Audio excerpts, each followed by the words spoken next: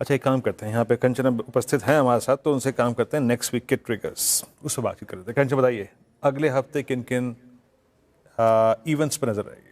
जी, अगर अगले हफ्ते की बात करी जाए तो इकोनॉमिकली काफ़ी ज़्यादा इंपॉर्टेंट जो है अगला हफ्ता होने वाला है। शुरुआत करते हैं मंडे से, यानी कि 16 मार्च से। यहाँ पे चाइना यूएस में काफ़ी सारी डेवलपमेंट हमें होती हुई दिखाई देगी। इनफैक्ट इंडिया में भी काफ़ी डेवलपमेंट है। अगर चाइना की बात करें तो हाउस प्राइस का डेटा आएगा, इंडस्ट्रियल प्रोडक्शन का डेटा आएगा, वहीं अनएम्प्लॉयमेंट का डेटा भी यहीं आता हुआ दिखाई देगा। इंडिया के लिए काफ़ी इंपॉर्टेंट होने वाला है, बिकॉज WPI इन्फ्लेशन और ट्रेड बैलेंस का डेटा यहीं पे आता हुआ दिखाई देगा, और यूएस में भी इंडस्ट्रियल प्रोडक्शन का डेटा आपको मंडे को ही आता हुआ दिखाई देगा। 17 मार्च यहाँ पे इंपॉर्टेंट इसलिए है बिकॉज इकोनॉमिकली यहाँ पे इतनी डेवलपमेंट नहीं है, लेकिन मार्केट के लिहाज से PFC की यहाँ पे फंड रेजिंग की जो बोर्ड मीट है वो आपको होती हुई दिखाई देगी।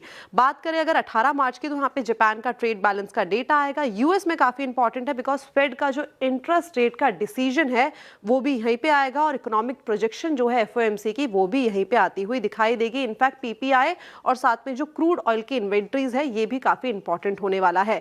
19 मार्च की तरफ अगर बढ़ा जाए तो यहाँ पे FOMC की प्रेस कॉन्फ्रेंस है, फिलिपीडिया का यहाँ पे मैन्युफैक्चरिंग का डेटा आएगा, इनिशियल जॉबलेस क्लेम का डेटा काफी इंपॉर्टेंट होने वाला है, वहीं न्यू होम सेल्स का डेटा भी काफी इंपॉर्टेंट है, और जापान में यहाँ पे इंटरेस्ट रेट का डिसीजन जो है वो सुनाया जाएगा। अगर बात करें 20 मार्च की, तो यहाँ पे चाइना का लोन प्राइम का डेटा आएगा, इंडिया के लिहाज से काफी इंपॉर्टेंट बिकॉज फॉरेक्स रिजर्व और बैंक की लोन एंड डिपॉजिट ग्रोथ का डेटा भी यहीं पे आता हुआ दिखाई पड़ेगा।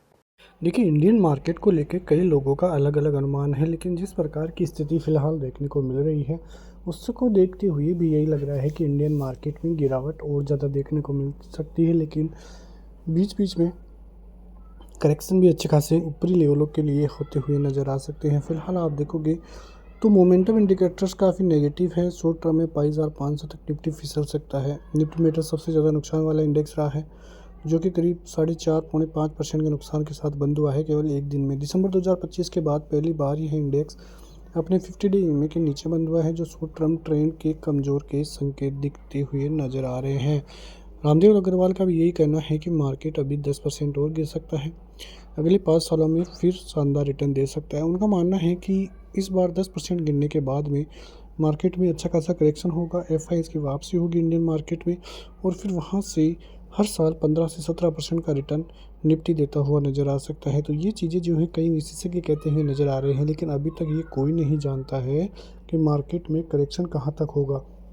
हो सकता है कि मार्केट का करेक्शन बड़ा हो, लेकिन मार्केट में यदि गैप को देखें तो मार्केट जो 21,000-21,500 के बीच में गैप अभी भी बना हुआ है, वो गैप फिल करने फिर से आता हुआ नज़र आ सकता है, और वहाँ से ही बड़े संकेत है कि वहाँ तक बाज़ार आने के बाद एक बड़ी रिकवरी फिर से दिखाई दे। हो सकता है कि ये बातें झूठी रहे और बाज़ार में पहले ही रिकवरी आ जाए, लेकिन चांसेस जो है अभी भी वहाँ तक के लग रहे हैं।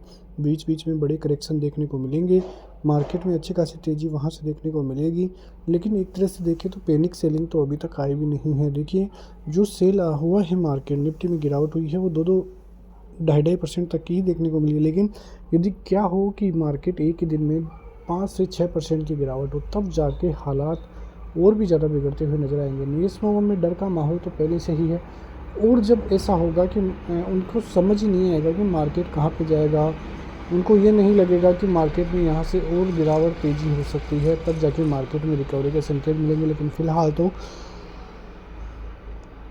मार्केट में हालात बिगड़ते हुए ही नज़र आ रहे हैं, तो अब देखना होगा कि आने वाले दिनों में मार्केट कहाँ तक जा सकता है। लेकिन फ़िलहाल गिफ्ट निफ्टी से भी जो संकेत मिल रहे हैं वो करीब 240 पॉइंट गैप डाउन के ही देखने को मिल रहे हैं, और यदि इतना बड़ा गैप डाउन फिर से मार्केट में होता है तो मंडे का मार्केट भी उथल पुथल भरा ही रहता हुआ नजर आएगा। तो इस समय यदि आप स्टॉक्स में बाइंग करने की सोच रहे हैं तो थोड़ा मार्केट से दूरी रहिए, क्योंकि आने वाले दिनों में भी हालात सुधरने का नाम नहीं लेंगे और मार्केट के लिए फिर से नेगेटिविटी बढ़ती हुई ही नज़र आएगी। तो देखना होगा कि मार्केट किस प्रकार से मंडे के दिन रिएक्ट करता हुआ नज़र आता है, और मंडे को भी यदि मार्केट के हालात बिगड़ते हैं तो और भी ज़्यादा गिरावट वहाँ से दिखती हुई नज़र आएगी। मिलते हैं नेक्स्ट वीडियो में, तब तक के लिए जय हिंद।